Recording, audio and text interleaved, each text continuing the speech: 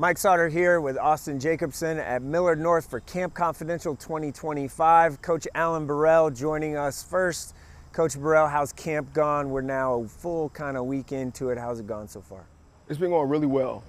The kids adapted to what we're trying to cultivate around here. We've been practicing fast, physical. Our motto's been compete. So during our winter conditioning, we're going to compete this year. We're going to earn everything, and these guys have been landing on the line these last few days. You lost a ton of production from, as everyone knows, to Nebraska commits, guys that are in Lincoln right now playing. Added some pieces. How do you replace that production that you had? Well, that's going to be tough. You got Pierce Muberry, who probably has a shot at playing, on Sundays, actually. Caden Vermoss was very dynamic. You had Rayburg, so those three are going to be hard to replace in a group who has played varsity football since they were sophomores. So we're coming in very, very green, unexperienced on Friday night. But like I said, we're trying to pick that up by our tempo of practice and how we go about doing our business day to day. How have you felt some more cohesion with the team this year comparative to where you were last year, even with that roster turnover? For me, it's been getting better. Year two in the program. How I want to set the standard, how I want to move forward. So I think we've been gaining ground with each other. We understand the scheme. We understand our motto: cold blue, believe, level up, unite, execute. And we just been doing that. We've been producing in that way since probably January, February, once we kind of really start going in the winter.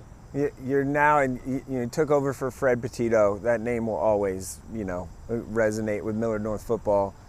What's different maybe about year two under Allen Burrell as Millard North's football coach than year one? I would say the expectations is going up. Like I said, how we handle our business day to day. Like I said, I got my footing.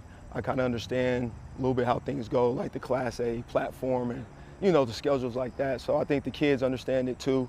They know how we want things done, the pace we want them done. So year two's a little better than year one, right? But I'm still young in this. I have a lot of growing to do. I'm not perfect, and I tell the kids that. So it's really trial and error, really. Every coach will say that. Just year to year is a different year, different team, different group of guys. So what's maybe the one thing you learned the most in year one that you're like, oh yeah, I can be better at that? Not responding emotionally to game situations. Like this last year, Kearney, it's a call that will probably beat in my chest for a while. Just trying to be too emotional, get caught up in the moment, and I have to learn to I always tell the kids, don't get too high, don't get too low. You got to learn to ride the wave. So just not getting too emotional in those clutch moments, just kind of just taking a deep breath myself and relaxing and just trying to make sure I put our team in the best situation. So without riding too high or too low, I know it's just a weekend, but quarterback situation is one that I know a lot of people are curious about. How's that looking for you? It's looking great, actually. We got two great kids who are top 10 passers in the state of Class A. They've been working their butt off, competing, very dynamic in their own right. You have a kid who's more of a traditional gunslinger, faster than people give him credit for in Cam Leggett, as well as Zion Rush, who's very dynamic. He's displayed a set of tools that he said he had last year, but if you know Zion how he is, but he's really put that on display today or this camp.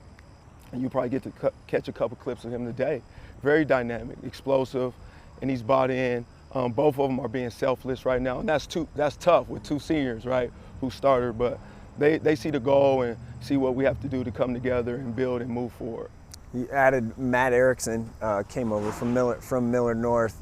How's he fit into Millard North? Or he came over from Millard West. How's he fit into Millard North? Matt's been great. Matt's been great teammate. He's bought into everything we asked of him.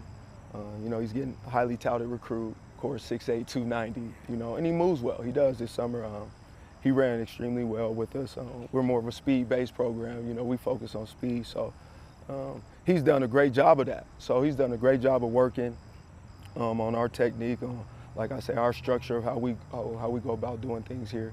So, like I said, I'm proud of him. I think his transition's been, it's been pretty smooth thus far.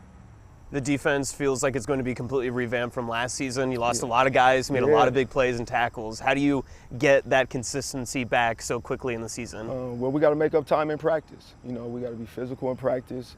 We got to execute at a high level in practice. Like I always say, practice is not overrated. You know, that was a Coach Petito saying as well, like practice is not. So like I said, we're going in unexperienced. A lot of guys haven't played Friday nights, but I think we have some talented guys.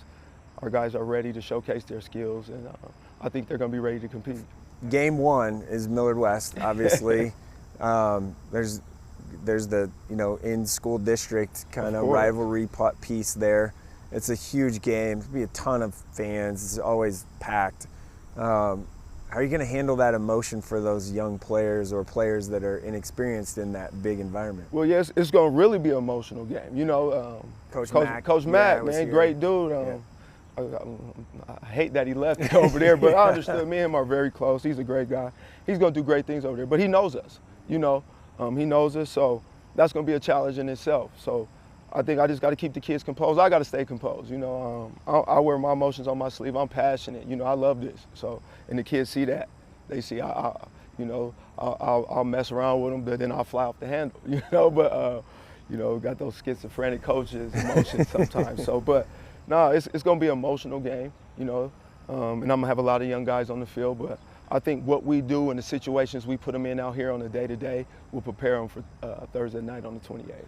How do you define success for year two for you and just where this program's heading? You know, it's Millard, so success is winning here, you know, and that's the standard. You know, that's been explained to all three coaches. So our standard is high here.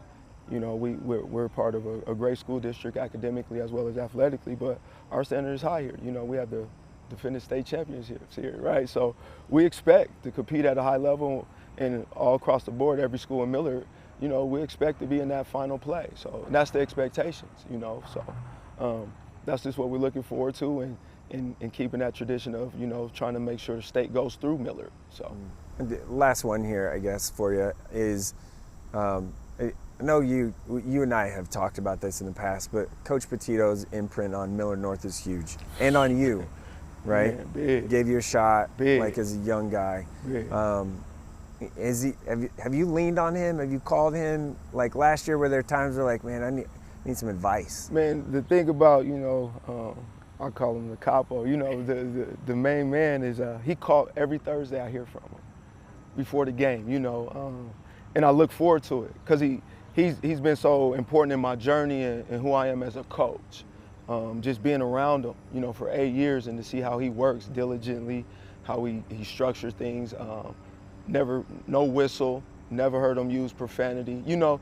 So you do kind of gravitate towards your roots, and, you know, him and Chavez was a big part of, you know, how I came into this game. So I always will have respect for Petito. You know what I mean? He set Millard North. Yeah. So he built this, you know, this is his show, like, you know what I mean? It is, you know, so I'm fortunate enough to be able to, you know, not only coach with a legend, but follow a legend, you know, and the expectations is high, you know. He won 5 titles. People don't know how hard that is, you know, just to win one, right? So, but I do lean on him a little bit, and he's always give great advice. Always tells me, be you know, because you got to do it your way. So he did it his way for 42 years, you know, so. All right, that's Coach Allen Burrell.